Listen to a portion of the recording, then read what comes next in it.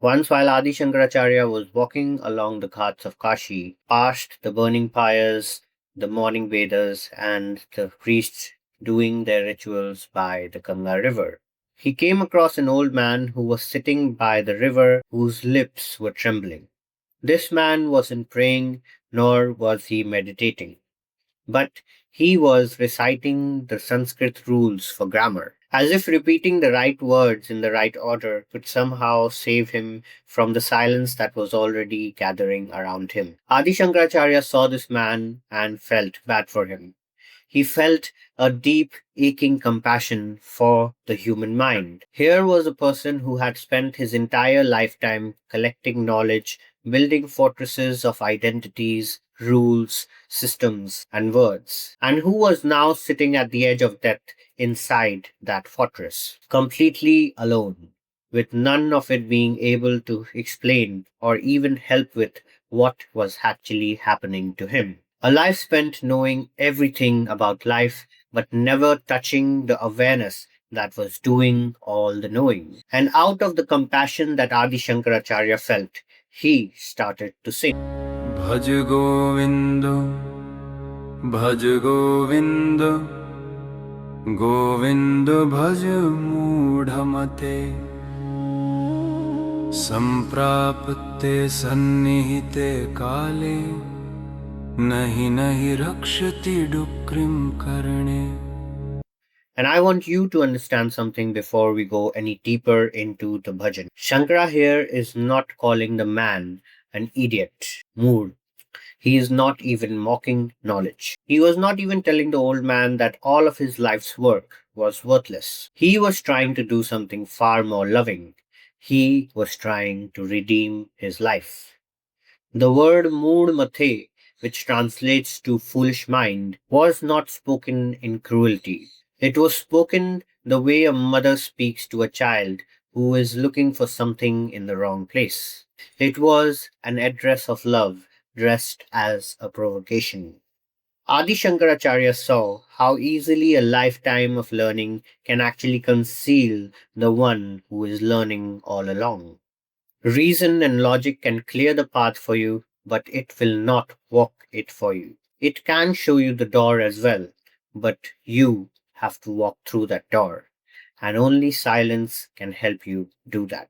They say that when a child is born into this world, the mind arrives like a clear mirror, an open sky.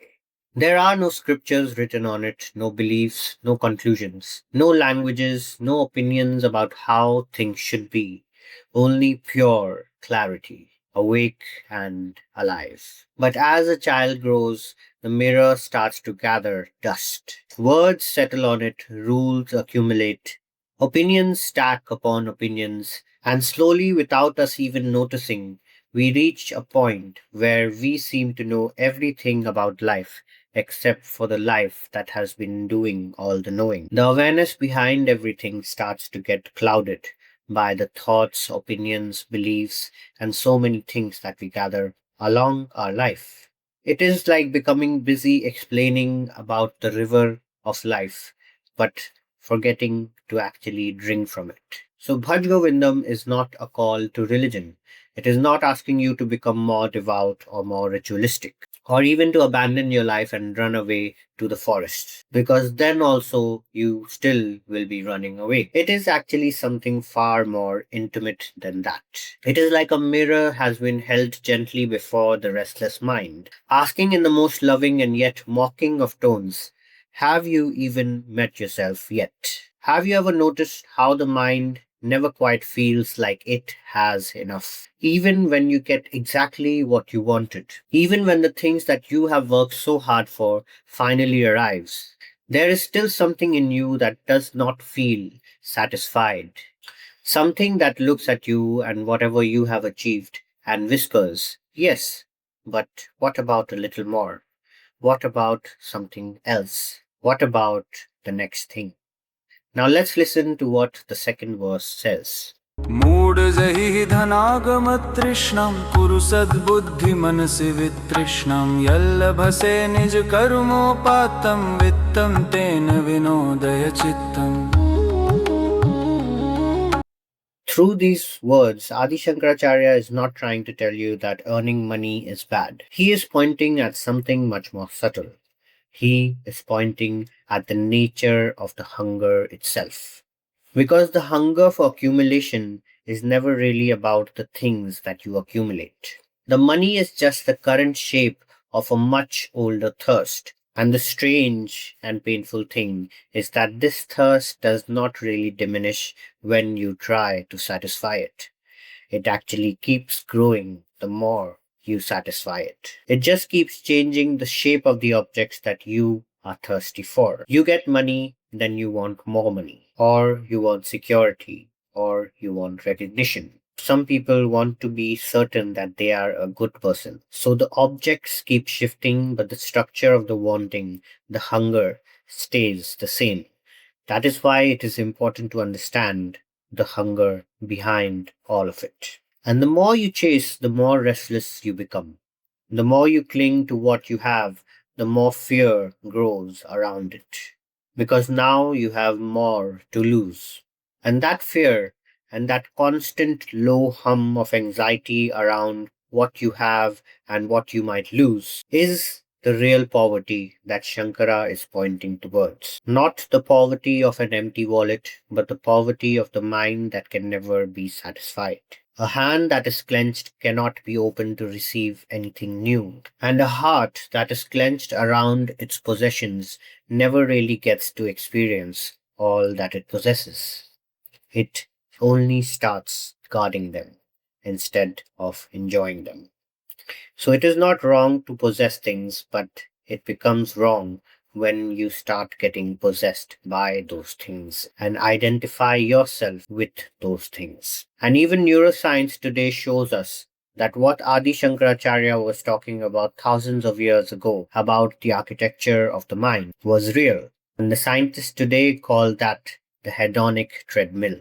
The researchers have found today that we return to a stable baseline of happiness after every achievement, every acquisition, every positive event in our lives. It is a vicious cycle of getting what we wanted and feeling happy about it for a small time, and then again going back to that baseline happiness, and then wanting something else. It keeps repeating, and we keep falling for it.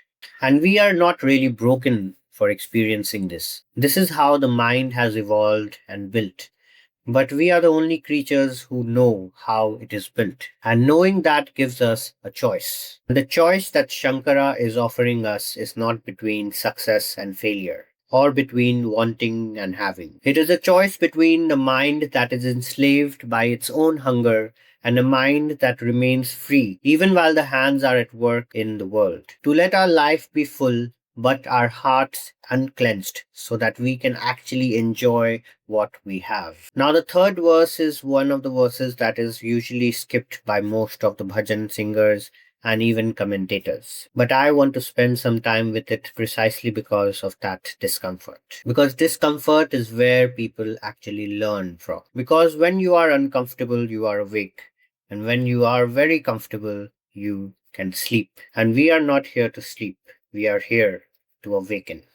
नारिस्तनभरनाभिदेशम् दृष्ट्वा मागामोहावेशम् एतन्मासवसादिविकारम् मनसि विचिन्तय वारं वारम्. Now, before you react to the bluntness of this verse, I need you to understand what it is actually trying to do.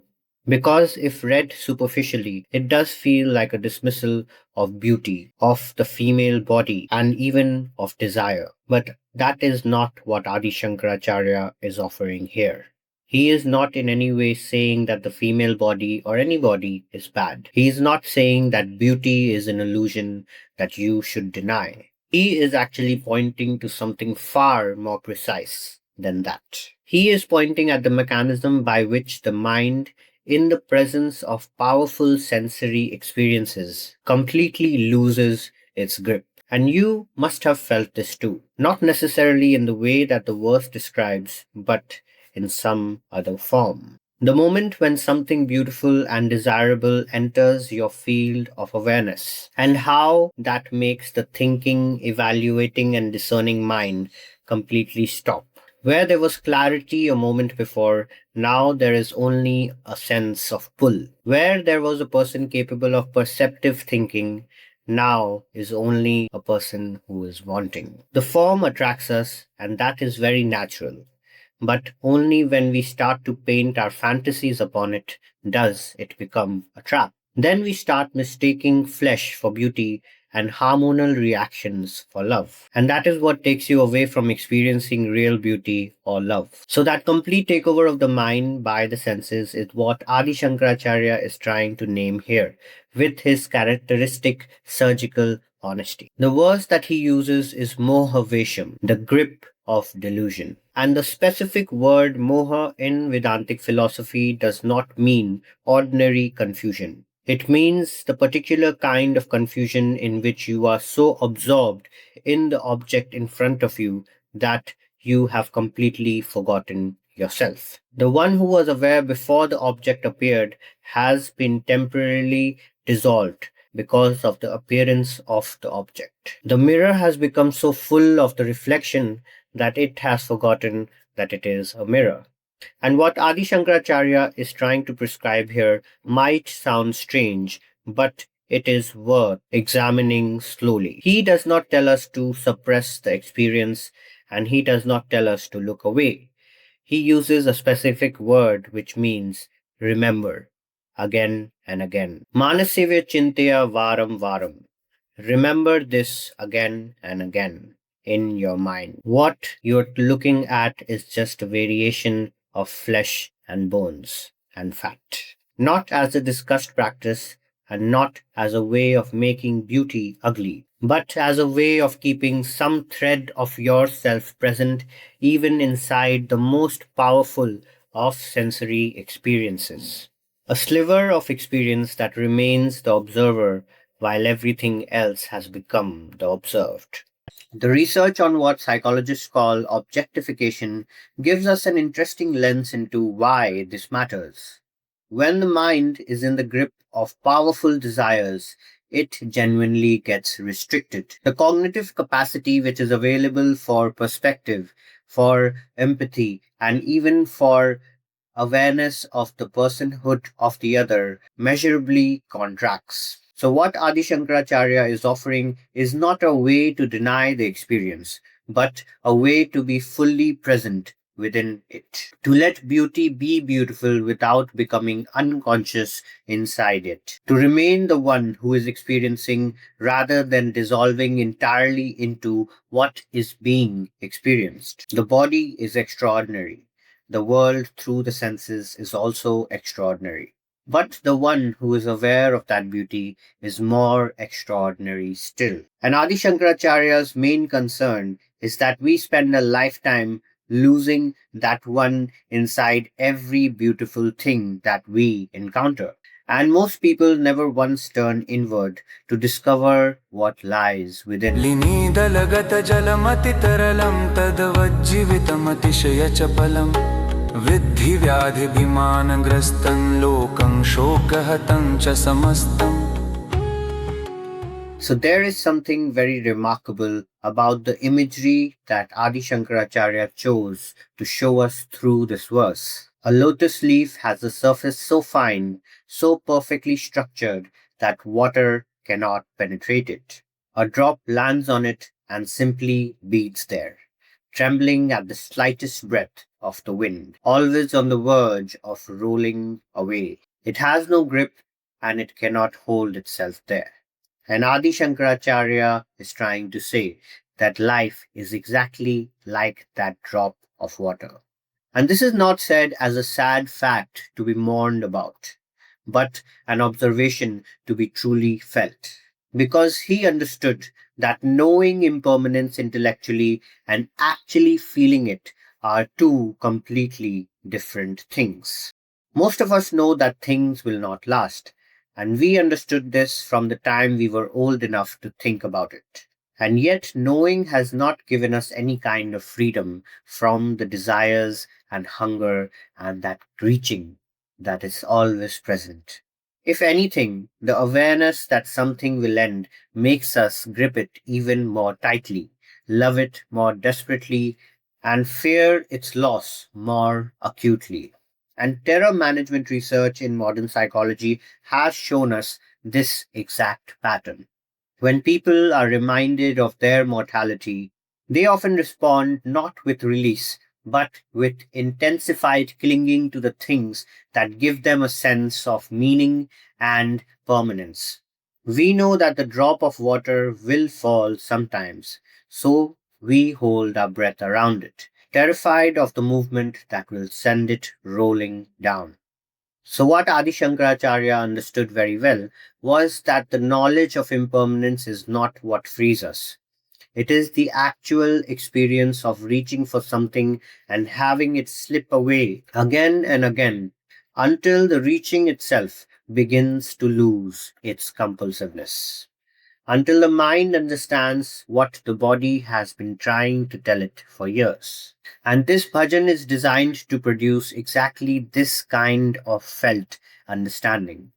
Not just information about impermanence, but the actual texture of it, moving through you as you sit with these words. And the second part of this verse is equally important. It says that the world is caught in the grip of disease, pride, and grief. Vyadi, Abhiman, and Shok.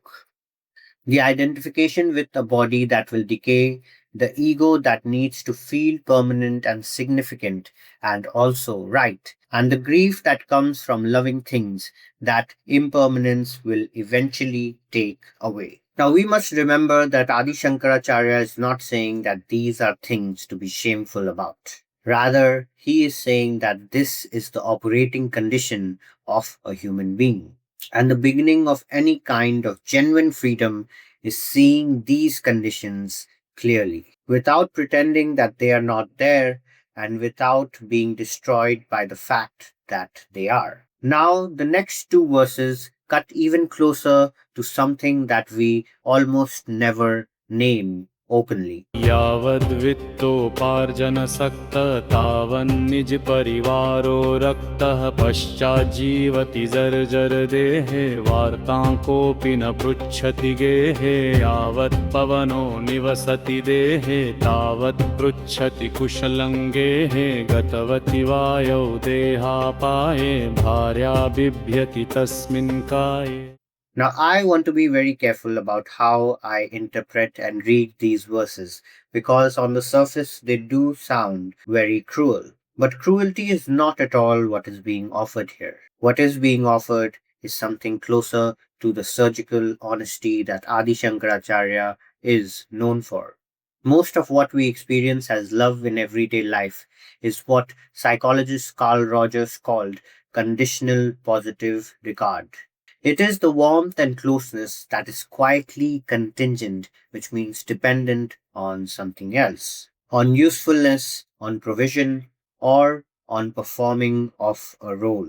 And neither the person giving it nor the person receiving it usually designs it this way deliberately. It is simply the default architecture of most human relationships.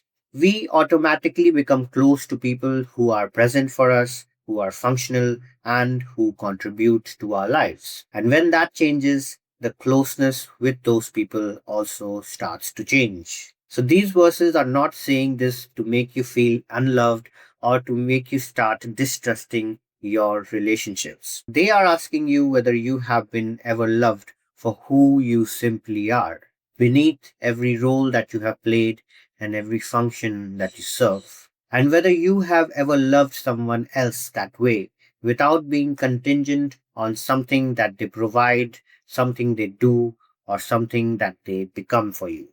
And underneath that question is a quieter one still. If all the love that has come to you in this life has been shaped around your usefulness, then who are you when the usefulness falls away? Who is there when the earning stops, when the performing stops, and the body begins to slow and you are not useful to anyone? Now, Adi Shankaracharya is not trying to make us feel alone here.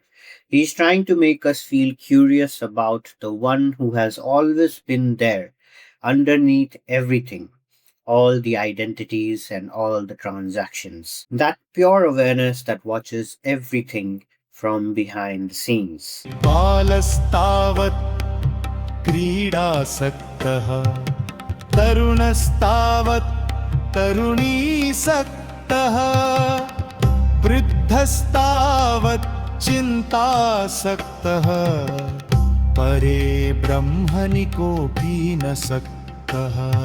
So, why don't we let that last line rest here for a moment before I rush to explain it? Not even for a single moment does a human being in his entire life, across all its seasons and stages and experiences, spends one moment in looking for that awareness which is ever present. We spend our whole life absorbed in something or the other, but most of the human beings never seem to be interested in finding the truth or in finding out the true nature of ourselves. What Adi Shankaracharya is pointing towards here is not just a philosophical concept. It is something that the flow researcher Mishai Csikszentmihalyi documented after decades of studying the human experience. He found that people report their highest moments of genuine aliveness not during rest, not during pleasure, not even during success or failures, but during the states of complete absorption, when the internal narrator goes quiet and the person is fully present in the moment and in what they are doing. Athletes describe it, musicians describe it, and even parents describe it in some rare moments with their children. And the research showed that this state, which produces the deepest human flourishing, is experienced only for a few minutes a day, if at all, by a very small number of people. And most people aren't even able to recognize when they are in that state, so it is not really well documented. This verse also talks about how every stage of our life traps our mind in a new kind of way. It's like life keeps changing the toys, but the pattern remains the same. First, the mind runs after pleasure, then after people, then after recognition, and then after control, never really feeling satisfied with any of it. And also, in all of this, never really running after the truth. This verse is also a reminder that distractions in our life will keep growing until we consciously choose to break free from it. And it also asks us a simple question. If life sets a trap at every stage, then when will we actually turn inward and look for the truth that will finally set us free? Adi Shankaracharya is very gently pointing towards something here. He is, in a way, asking us whether that state that gives us a flow is also the state in which we experience true awareness. The next verse might sound a little harsh, but remember, Adi Shankaracharya is a very honest and logical man, and he is very direct about his observations about the world and the people around him. काते कान्ताकस्ते पुत्रः संसरोऽयमतीव विचित्रः कस्य त्वं वा कुत आयातः तत्त्वं चिन्तय तदिह भ्रातर्त्वम्. You can notice how Adi Shankaracharya has shifted who he is addressing in this verse. He has been saying mood throughout the bhajan, oh, the foolish mind. But now he says bhrata, brother. The tone has suddenly shifted. The diagnosis is becoming an invitation. And that is the beauty of the bhajan. It slowly takes you through a journey that will ultimately point you towards your true self. You never get to choose the family in which you are born into. You did not choose the country, the language, the face you see in the mirror, the nervous system that you woke up with, or the early experiences that shaped what feels safe and what feels threatening. All of it arrived before you had any say in it. And somewhere in the middle of all this arriving, you didn't even notice when a voice inside your mind started to say, mine. My wife, my name, my children, my family, my father, my sister, my home, my work, my fears, my beliefs, my spiritual path, and even my sense of who I am and who I'm going to be.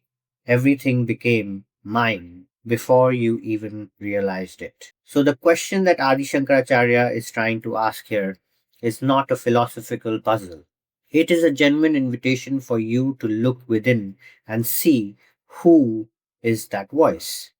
Who is the one that has been saying mine all across these years? Through all the changes that you have been through all the versions of yourself that you have been. Who is the one that has been present through it all? And this is not a question that you need to answer quickly or with your intellectual mind. You need to sit with this question whenever you really have the time for yourself. It is a question that you need to sit inside. And when you do that, something interesting begins to happen.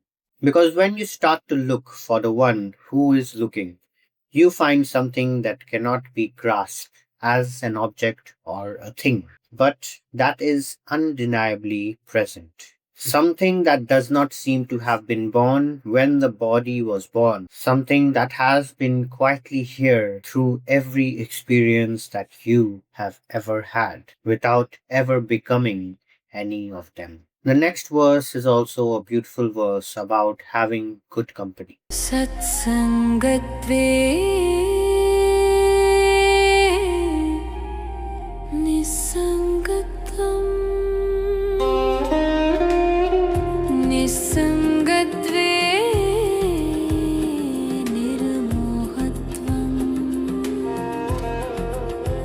निर्मोहत्वे निश्चलतत्त्वम् निश्चलतत्त्वे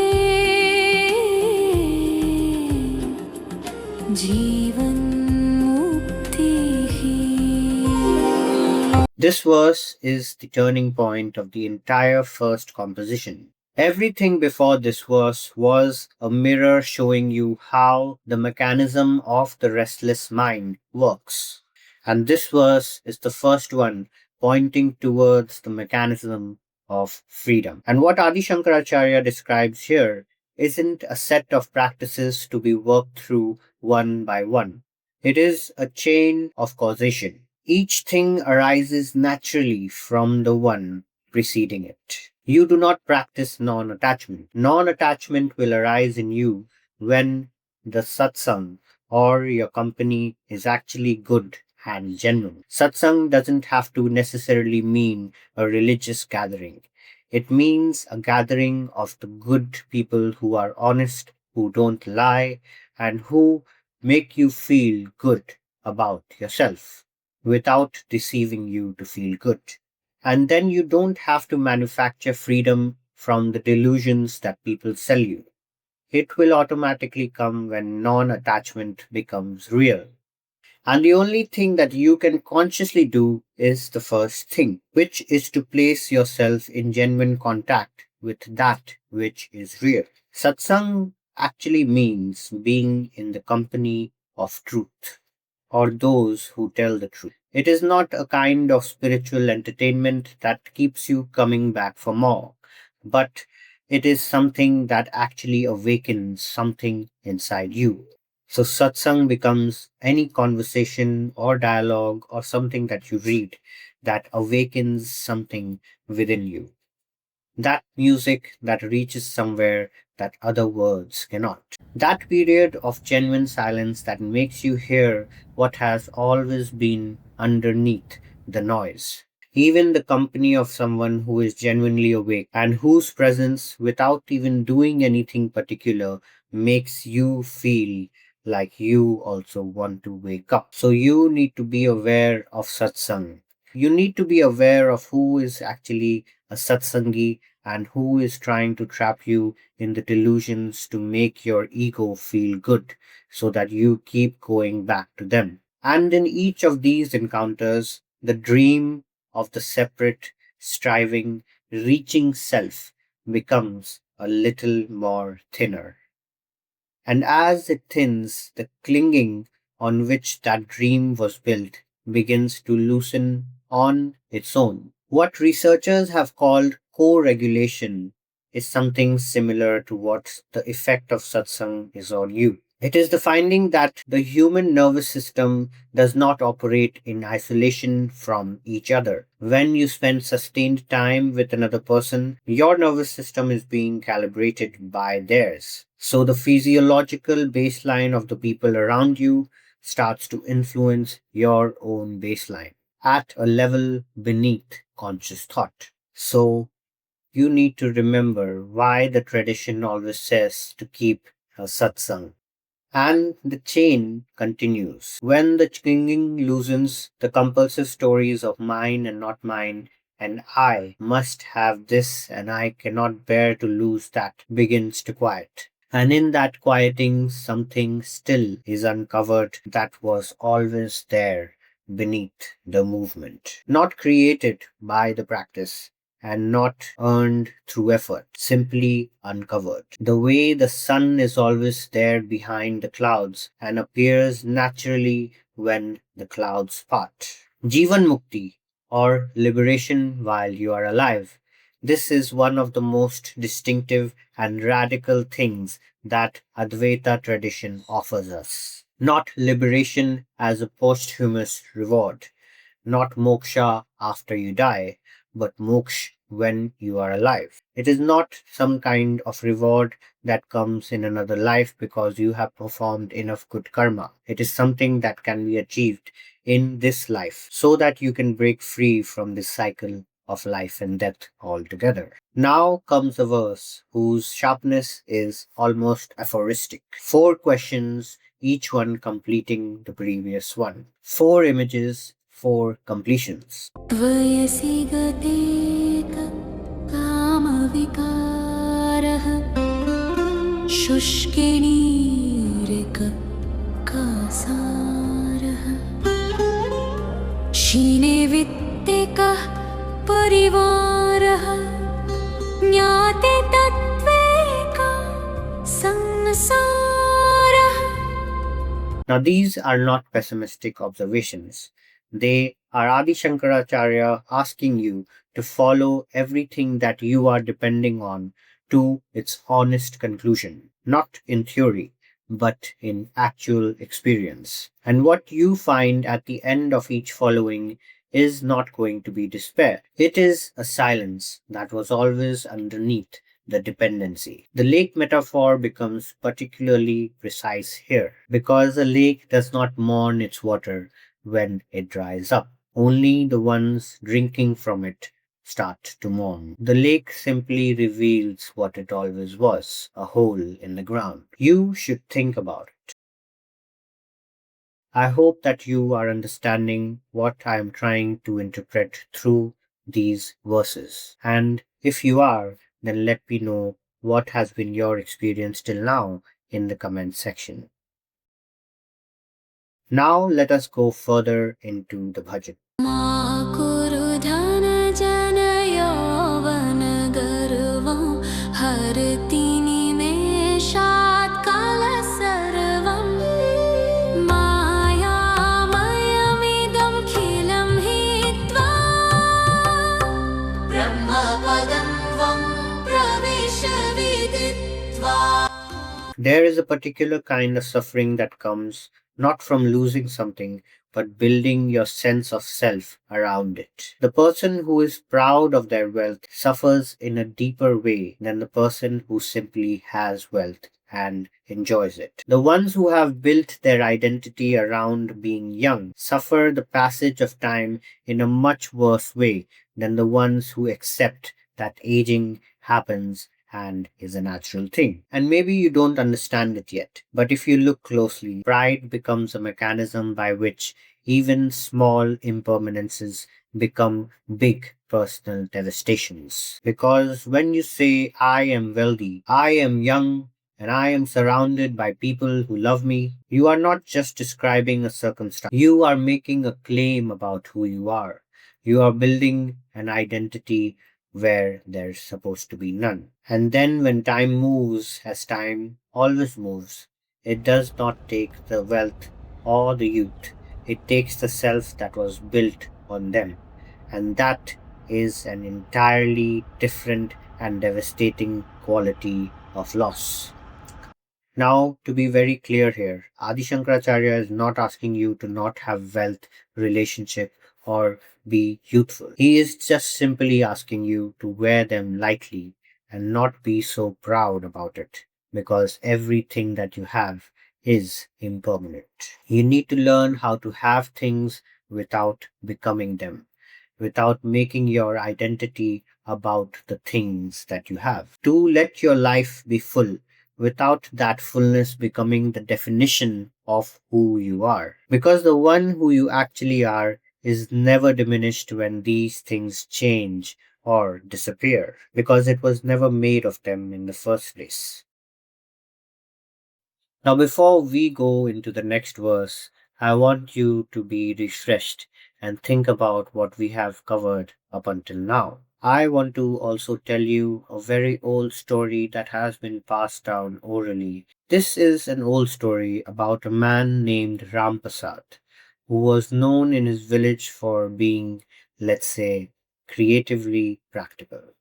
One day, a neighbor saw Ram Prasad was on his hands and knees, patting the ground, maybe looking for something. The neighbor asked, "What are you doing?" And Ram Prasad replied, "I seem to have lost my key, so I am looking for it." So the neighbor also gets down on the ground and starts to help him search for the key. Now, 5 minutes pass, 10 minutes pass, and both of them aren't able to find the key. The neighbor then asks Ram Prasad, "Are you sure that you have lost it here?"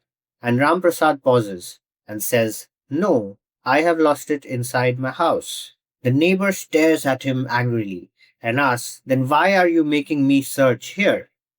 And Ram Prasad looks up at him sincerely and says, "Because the lamppost is here. There is no light inside my house."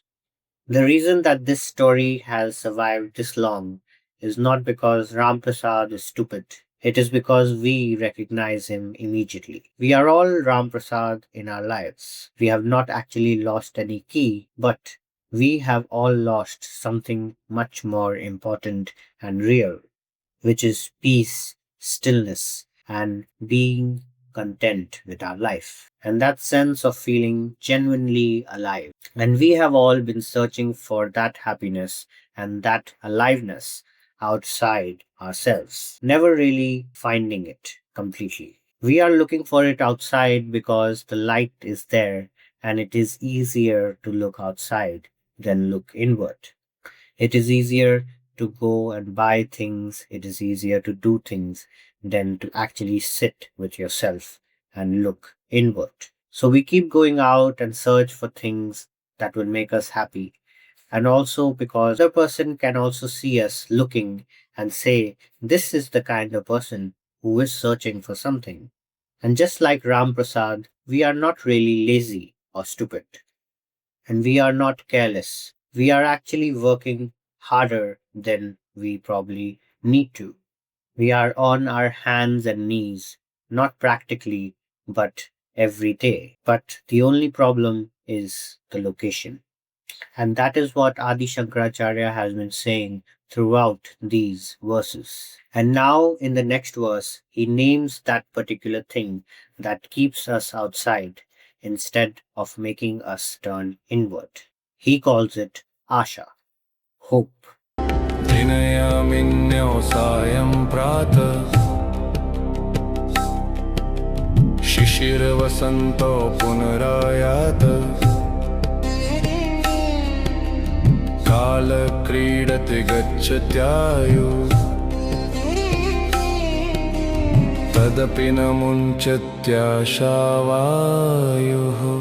There is something in the sound of this verse in Sanskrit that does something that the words translated alone cannot really do. The rhythm of it mimics the cycling. It says day and night, evening and morning, winter and spring, in such a beautiful way that it cannot be said in English. But you must have felt what is being said without even understanding the words that were being said. Kala Kridati. Time plays, not time marches, not time destroys. Time plays. It is indifferent in the same way a river is indifferent. It moves without grievance and without any intention, and everything in its path is just carried with it. It doesn't even know where it is going, but it just keeps going. And as I said, the word that Adi Shankaracharya uses here is not desire, but hope, asha. And this is the most precise and the most subtle of diagnosis, because hope is the last place that we will look when we are diagnosing our restlessness. We spend our whole life mostly waiting. Waiting for the weekend, waiting for the summer, waiting for the winter, waiting for that big promotion. And we think that we are just being patient and the right time for something will come tomorrow. But this verse from Bhaj Govindam reveals a terrifying but honest truth, that we aren't living life, we are just postponing it. Through this verse, Adi Shankaracharya exposes the most dangerous lie that we all tell ourselves. Tomorrow I will live. Tomorrow I will love. Tomorrow I will be present. The mind actually is a master postponer. The mind is a master at making excuses. Adi Shankaracharya, through this verse, exposes a beautiful yet dangerous illusion. He points out that winter and spring always come back. Because nature moves in a circle, we are also fooled into believing that we have infinite time. We tell ourselves, I will live fully tomorrow. But the verse warns, Kala Kridati. Time is playing a game with you. While the seasons return, your time only moves forward. It will never come back. Yet, the wind of hope keeps whispering the lie that the future will be better. So when we hope for a better tomorrow, we have already rejected today. A person waiting for anything to be happy, like a relationship, has already decided that happiness requires conditions, and conditioned happiness is just another word for misery. Breaking this illusion is not about becoming hopeless, it's about becoming fearless. When you realize this moment is all there is, suddenly there is nothing to lose. The perfect moment isn't coming later. It's been here the entire time, wearing the plain clothes of now, just waiting for you to stop postponing and finally be here and be alive. Desire is obvious, and we can also sometimes catch it in the act. But hope is quiet and is dressed in the costume of virtue. The hope always keeps us driving forward. Maybe things will become better when I finally understand myself. Hope is the story we tell ourselves to defer the honest accounting of what reaching has actually given us. And unlike desire, which we sometimes feel guilty about, hope feels like wisdom. It feels like resilience. It feels like the right attitude to have. And so we never quite examine it. And here is what makes it so poignant. Suffering also does not diminish hope. In fact, the research on optimism bias shows that the truth is actually the opposite. The more painful an experience is, the more generously the mind creates hope that the next experience will be better. So hope is not really a response to success. It is a response to pain, to suffering. And this means that the people most enslaved to the wind of hope are often the people who have suffered the most. The ones who have reached and been disappointed the most times are often the ones reaching most desperately. Because each disappointment generates another hope that maybe the next reaching will satisfy. Now let's be very careful here. Adi Shankaracharya is not asking us to become a pessimistic person and completely give up hope, or become resigned or cold to the possibilities that life has to offer. He is actually asking us to do something far more honest and far more difficult. He is asking you to look at what that reaching or that hunger has actually delivered to you. Not what you believe it will deliver in the future, but what it has delivered in the past every time that you have hungered for something and every time that you have reached for something. That honest looking without defense and without the question of the next hope forming is the beginning of something that hope has been postponing for most of your life. And here Adi Shankaracharya himself pauses because he has already delivered the 12 verses, which is the Moha Mudgara, the hammer that destroys the illusions. 12 mirrors have been held up in front of the restless mind,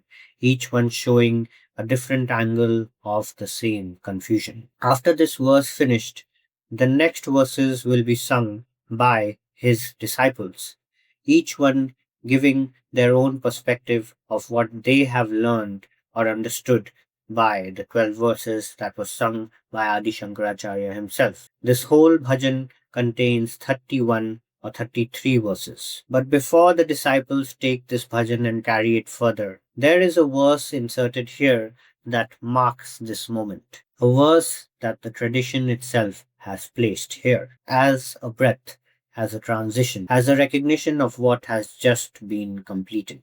Now, even if one of these verses actually touched something within you, then the bhajan has done its job. But I would also suggest you to listen to the whole bhajan all together at once so that you can refresh your mind about what we have talked about. I always come back to this bhajan whenever I feel lost or whenever my path gets disturbed. It has helped me realize a lot of things in life, and that is why I wanted to share it with you. In the next part, I will cover what Adi Shankaracharya's disciples sing after Adi Shankara pauses after the 12th verse that he has sung. Adi Shankaracharya's disciple will carry this bhajan forward into the territory of practice, renunciation, and even of pilgrimage to show what genuine transformation actually looks like versus what it is performed to look like. They will ask even harder questions about the gap between outer change and actual inner freedom. Questions that are especially necessary in a time where spiritual journeys have itself become a form of accumulation.